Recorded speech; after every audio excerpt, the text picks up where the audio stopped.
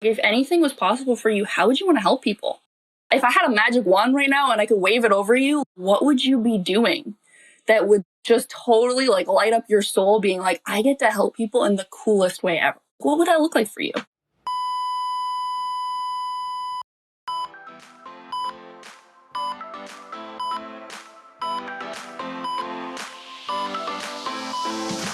Hey there, I'm your host, Sarah Lorenzini, a rapid response nurse and educator who loves telling stories to teach critical thinking. This podcast is for nurses who want the knowledge, skills, and confidence to respond to any emergency.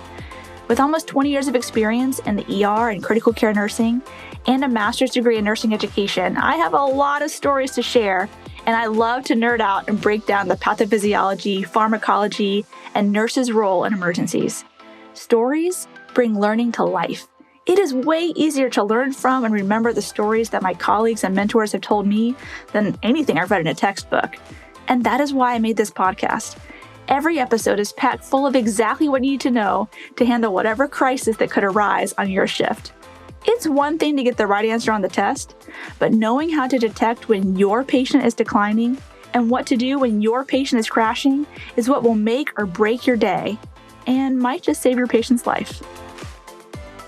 Today on the podcast, I have a very special guest with me. I'm looking forward to sharing her experience and insight with you all. I get questions all the time in my DMs about nursing burnout, like this one. Sarah, you seem to still love nursing. I'm only 3 years in and I'm already battling burnout. How have you stayed in it for so long? What is your secret to not letting it all get to you? This is really hard. So today, I have with me Janna Holterman. Janna is a nurse burnout coach who helps nurses figure out how to beat burnout so they can live a life they love inside and outside the hospital. I love this. So Janna, welcome to the Rapid Response RN podcast. Thank you so much. I'm excited to be here. Yeah, I'm glad to have you. So before we dive into specifically talking about nurse burnout, can you just share with me like your nursing journey? How long you've been a nurse? What types of nursing roles have you had? And what's led you to do what you're doing now, which is being a nursing burnout coach? To start with, wasn't really sure what I wanted to do with my life. Knew I liked to help people. I had other family members in healthcare, so nursing kind of seemed like that great option. And I went straight into my bachelor's degree. So I was going through the 4-year program. I worked as a CNA all through, basically. And through the 4 years, doing all the placements, I still had no idea what kind of nursing I wanted to do. So got out of my bachelor's degree and I went straight into med-surg float pool. And that was an experience starting my nursing profession. And so that was like almost 6 years ago now. So I floated everywhere. I was in like a large hospital organization. So I didn't just float within one hospital. I floated to like multiple hospitals in that city. And I went and saw everything. In that like first year of doing med-surg floating everywhere, I realized that I was like super drained and exhausted because you're constantly going to different units that you've possibly never worked at before. Also being an RN, like if I went to like more of like a long-term complex care kind of floor, they would put you in charge because you were the only RN. And I'd be like, I am like less than a year into this. I'm floating and now I'm like team lead. So I feel like there was so much that I went through and I was like, I don't even know if this is right for me. There was a couple of shifts that they ended up putting me in critical care almost as just kind of helping hands because they were really short. And I was like, wow, I really like the critical care side. Maybe that's it for me. So I did the transition and I actually stayed with the float team. I just went into critical care. They did train me and I started an extended assignment in the CVICU, which I learned to love. So I was like, this is going to be it for me. This is going to be my dream nursing job. So I did that. I started working there. I liked it more, but the same thoughts, like the same experiences kept coming up. Like, I don't know if this is for me. Like, I'm drained. I'm exhausted. You know, I finished my work set. I need days to recover. All of those same burnout experiences. And I was like, I thought that was going to be it for me. I thought a CVICU was what I wanted. I ended up switching into full-time CVICU. I got all the skills. You know, now I'm an ECMO specialist. Like I did everything. I checked all of the boxes, did all of the certifications. I thought that was going to be what it was it for me. It did not make me any less burnout. So now about 3 years ago, so almost 3 years into my nursing profession, I started looking like externally to figure out how to solve these experiences of burnout. So this was just before COVID. And I did personal training. I got my nutrition on point. I did all these things. And yes, they helped, but they didn't completely make me feel like fall in love with nursing. And it was what I really wanted. I wanted to feel fulfilled and enjoy my nursing career. So I continued to look and I kept listening to podcasts and reading books. And this concept of life coaching kept coming up. And at that time, I was like, I don't even know what a life coach is. So I literally Googled it. There was a lady in my area, so she lived close to me because this was before COVID. I called her up, we had a conversation, and I started like working with her in person. And that was kind of when everything shifted because I never had given myself that power to realize that I had the choice to choose what I wanted to and have that sense of autonomy and that confidence built from myself and my inner world rather than expecting somebody else to give me that sign off and that approval that we all get in nursing because that's part of the nursing world. So that's kind of like what happened for me. Then all my coworkers were like, oh, you've changed so much. Like you seem so like happy and so much more energy. And I was like, wow, maybe I could help them too. So I went and got my coach training and I have been burnout coaching ever since. And that's about 2 years. Awesome. So I want to back it up a little bit. Yeah, you were doing all the things that I think the profession tells us to do. Like if you feel like you've kind of reached your peak at this area, then go do something else and that'll fix it. Mm-hmm. And so you did that and it didn't fix it. How were you able to recognize like, oh, this is actually burnout. This is not that I'm just not fit for this role. This is something different. What symptoms did you have? And then how did you figure out that that's what they were? Like, how did you diagnose yourself with that, I guess? Yeah, absolutely. I think what helped me was actually being in that float role because I was going to all the units and I would go to floors and like nurses on those specific units would be like, oh, I'm so exhausted, so burnt out. Like, what is it like over there? Like, do you like working on that unit? Like, do you think it's better over there? And I'd be like, no, it's not better over there. It's no different than it is here. And I think I like had that opportunity to be like, no, the grass is not greener. And I did the same thing. I was like in the CVICU, like that's like, you know, in my mind, that was like peak, you know, nursing and like experience. So I did the same thing and realized like, okay, the grass is not greener. So if it doesn't necessarily matter, like I can still pick where I want to work, but it doesn't necessarily matter where I want to work. So there's something beyond just the right floor or the right manager or the right staffing ratio that is creating my experience of whether or not I like my job and can still have energy at the end of the day. So I think that was kind of when I started to realize like, okay, I need to figure something out that's beyond just where I work to create that experience. I'm the kind of person who is very ambitious and like, so I'm going to go do all the things. So I did try all the things. Like I hired the personal trainers. I got, you know, I did the nutrition. Those are all the things that everyone's like, oh, you want to look good, feel good, like go get fit. So I'm like, okay, went gotten fit. And then I'm like, something's still missing. So it was just, for me personally, it was a lot of trial and error. That's like the best way to learn, unfortunately, sometimes. It is. So yeah. What were the specific symptoms that you would say that you were experiencing that you recognize, okay, this is a problem that can't be fixed with a better diet and more exercise and a new certification or learning how to use the ECMO machine or whatever the thing is that might seem like it'll fix the problem? By definition, burnout is more than just stress. So like, I feel like some people are like, oh, I'm just a little bit stressed. It's like stress is a short-term physiological response in your body. You have that cortisol release, you have those like epinephrine, you have all these like short-term response to a trigger. When that continues on and every single day of your life, you're having that stress response, that leads to emotional, physical, like mental, literal exhaustion where your body doesn't necessarily even know like how to respond to these triggers anymore. So you just kind of become depleted. For me, and what I see a lot of people thinking me like, oh, I'm not that burnt out, I'm just stressed. And you're like, well, like the thing I see the most is nurses consistently needing a recovery day. I'm like, you should not need to lie in bed and binge watch Netflix for an entire day or two after your nurse set. Like it shouldn't take you a full 2 days to recover from 3 days of working.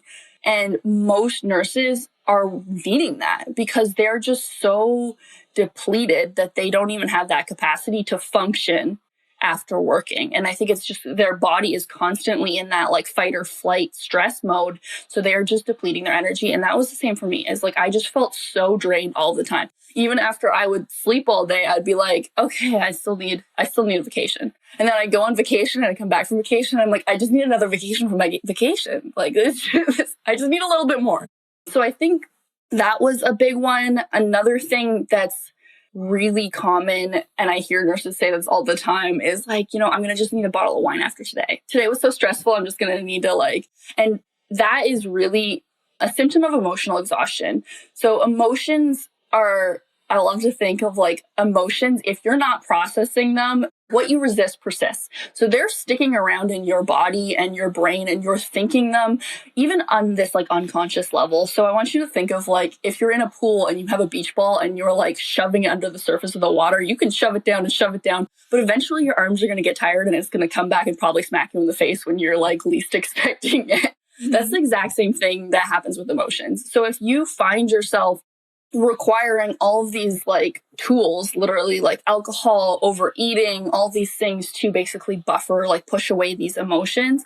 But then when the smallest inconvenience happens in your life, you like practically explode. You're like, there's no way I can handle this. This is too much.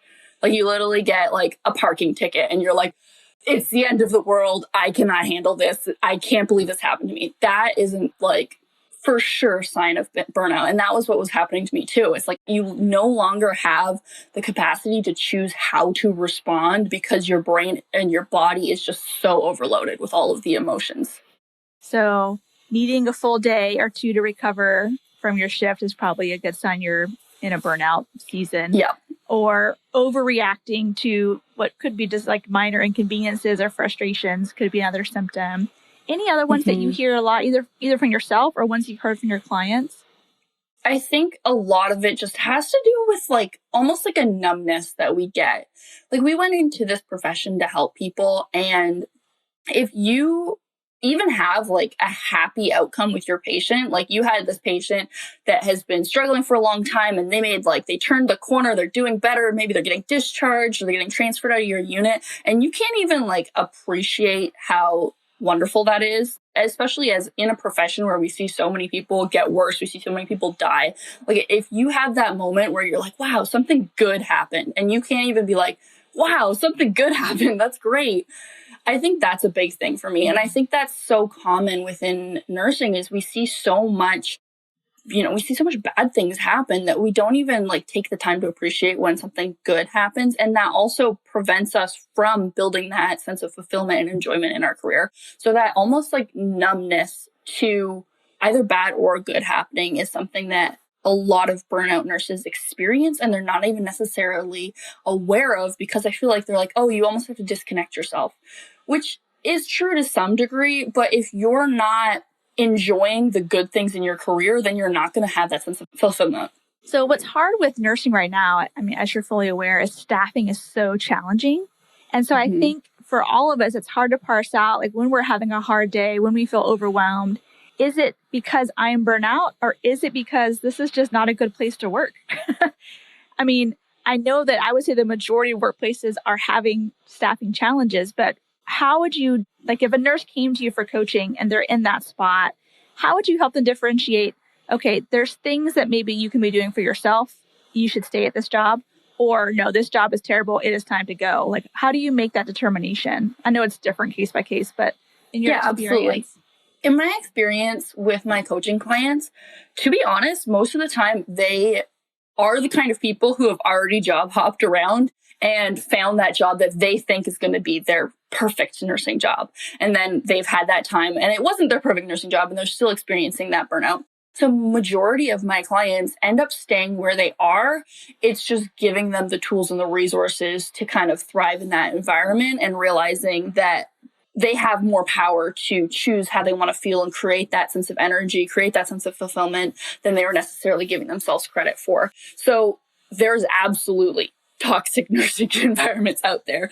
And a lot of it kind of comes with creating a sense of awareness of like who you are as a person who you are as a nurse. What is important for you? Like in your ideal nursing job, like what kind of skills are you going to be doing? What kind of like ways are you helping people? There's so many different options in nursing out there. So if you're not even sure like what your best nursing skills are and what the things you enjoy doing in nursing are the most, it's going to be really hard. So to start with, before we ever even consider leaving a nursing job, transitioning, going back to school, all of these million options that you have in as a nurse, it's really about figuring out like who you are, what do you actually want, and then figuring out like what your boundaries are.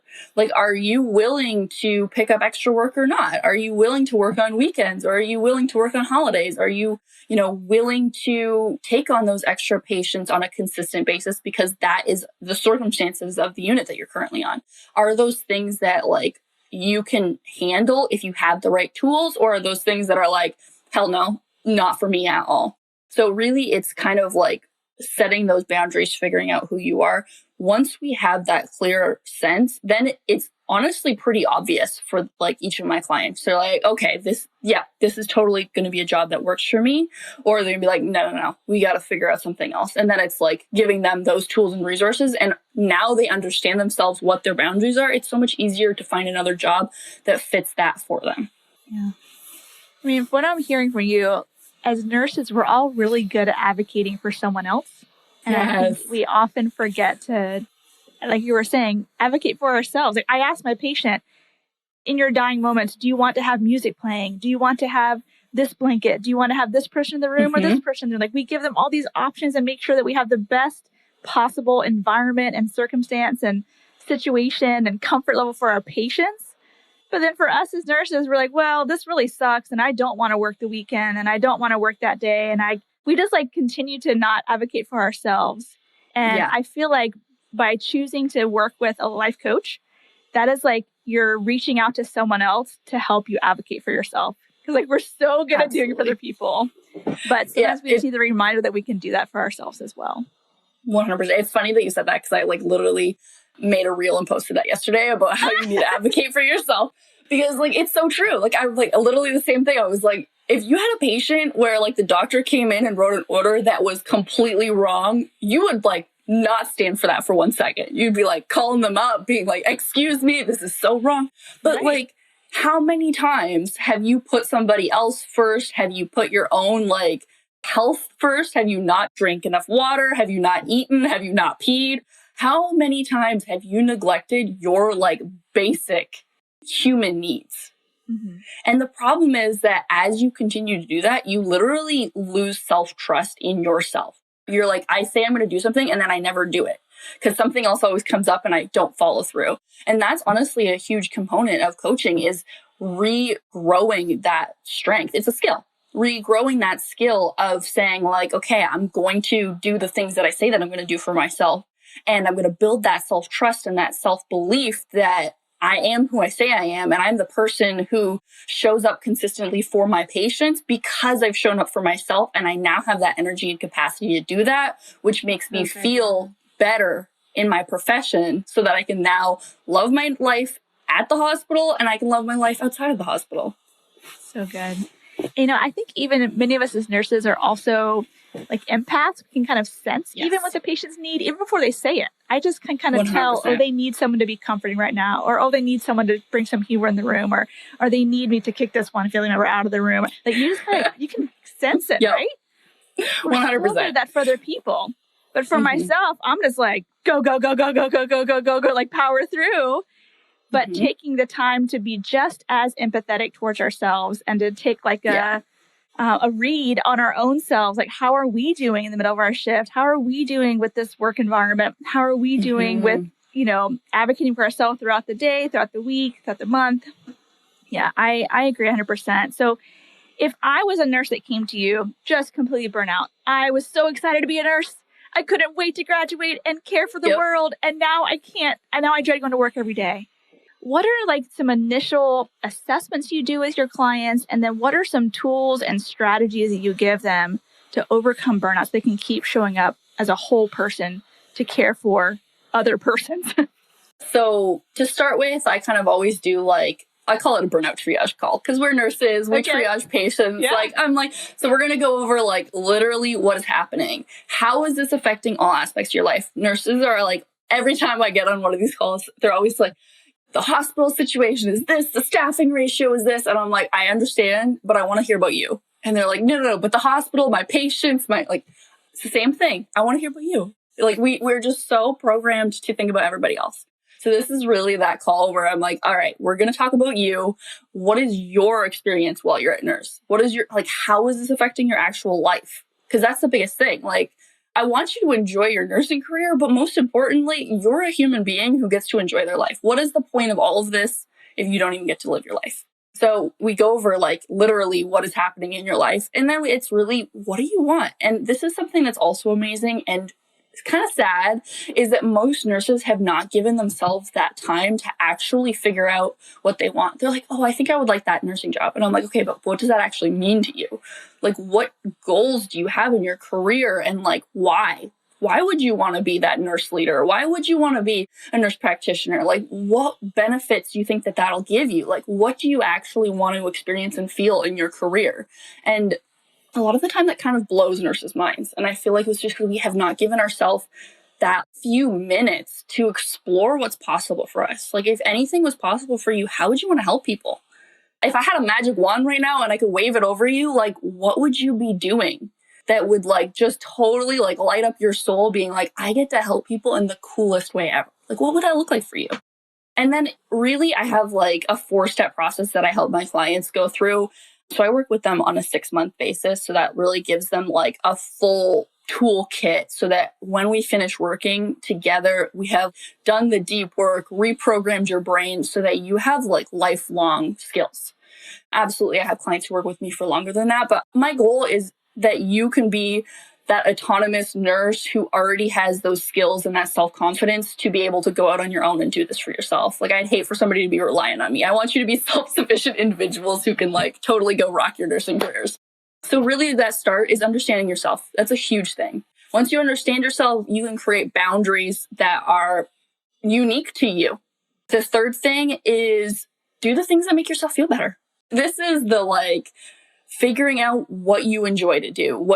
Some people like to do yoga. Some people like to do HIIT training. Some people like to go for walks. Some people like to meditate. Some people like to read books or take bubble baths. There's so many things that you can do that help recharge you, and they're different for every single one of us. So it's really about figuring out what your things that make you feel better. And we make a resiliency reserve protocol. This is your battery. So you have resiliency in reserve. So we charge you up so that you can go handle whatever chaos happens in your day and still have energy left. So I love that you use nursing terminology to help the nurse. Yes. Well, I have to speak to you because protocol. Yes. Yeah. I'm thinking this makes sense to nurses. And yeah. I mean, it relates. Be this is a nurse thing. It's going to be for nurses. I need to speak to us. We need to speak to each other in our own language. Let me get the protocol out so I can help the patient. Let me get this. Exactly. You follow reserve protocol so I can help myself. Exactly. So that's all kinds of things. Meal prepping so that you have nutritious food on your work days. So you're not just going to the cafeteria and eating chicken nuggets. All those things, which, are great every once in a while, but if that's every single day, you're going to feel drained and exhausted just from the things that you are not helpfully fueling your body with. Third thing is the things to do to make yourself feel better. And the fourth thing is I really teach nurses the mindset of what it takes to feel fulfilled. So this is really helping you have that mindset. So you know exactly kind of how to program your own brain to create, basically how our brain works is it's called this thing called observation bias. This works for everything. Your brain is literally programmed to focus on what's most important to you. Right now, your brain is probably focusing on all of the poor situations, the bad staffing ratios, how you probably don't love your manager. All of those things that are not helpful for you is what your brain's focusing on. So I'm going to give you an example that's totally non-nursing related so you can see how effective this is. Think about when you went out and bought your last car. If you went out and bought a white Honda Civic, you probably never noticed white Honda Civics driving around before. But now you pull out of the car dealership and you drive to the grocery store and you park in the lot and you go get your groceries and you come back out and you're like, oh my God, there is like 150 white Honda Civics in this parking lot. Did everybody else have white Honda Civics before I bought it? Or did they all just buy it in the 30 seconds since I got it? No, they've always been there, but your brain was never programmed to notice them before you put it in your awareness. So a lot of this healing work is literally just programming your brain to focus on the things that you want to create more of. Focus on all the ways that you actually do like nursing. Focus on all the ways that you are helping people. Focus on all the good things that are happening. Absolutely, there's going to be bad situations, and that's kind of where emotional processing helps to recover from that. But it's really a lot of just reprogramming your brain to focus on what you want. Hey guys, I'm going to go ahead and pause right here. I so enjoyed talking with Janna. It was such a life-giving conversation. And it goes on for another 20 minutes after this. So because of the length of our combo, we're going to make this a 2-part episode series. So tune back in next Friday to hear the rest of our conversation where we dive even more into how to take care of yourself and prevent and also treat nursing burnout. See you then. Before you go, I have an exciting announcement. You can now earn CEs for listening to this podcast. That's right. Our Renegade has teamed up with podcast hosts like me who are delivering amazing content that not only educates, but inspires you to be the best for your patients. You get to learn and earn continuing education credits while absorbing knowledge from thought leaders and innovators in the field of health and medicine. You're already listening to podcasts during your commute, at the gym, or while unwinding after a long day. So why not earn your CEs at the same time? And that's where pod classes come in. Yep, it's just what it sounds like. It's CE learning through podcast. To learn more, I put a link in the show notes for you. Well, thanks for listening. I hope you learned something that will save a life. Remember, nursing is a team sport, so trust your intuition and don't give up advocating until you are confident you've done what's right by your patient. The views and opinions expressed on this show are that of Sarah Lorenzini's. That's me and mine alone. They are not intended as medical advice and should not take the place of your institution's policies or procedures. Evidence-based practice is ever-changing, and your patient care should reflect the current best practice. So if you want to get in contact with me, you can shoot me an email at sarah@rapidresponsern.com or on all social media platforms as the Rapid Response RN.